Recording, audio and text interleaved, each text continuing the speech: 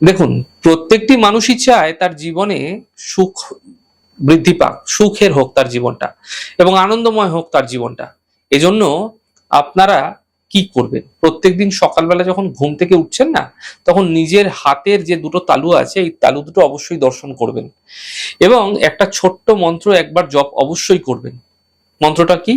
করাগ্রে বসতে লক্ষ্মী, কর মধ্যে সরস্বতী, করমূলে স্থিত ব্রহ্মা, প্রভাতেছ কর দর্শনম।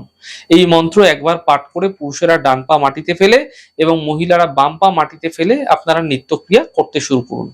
এই ছোট্ট প্রক্রিয়াটা প্রত্যেক দিন করুন না, দেখুন না আপনাদের জীবন আনন্দময় হয়ে উঠবে, সারাটা দিন খুব সুন্দর কাটবে।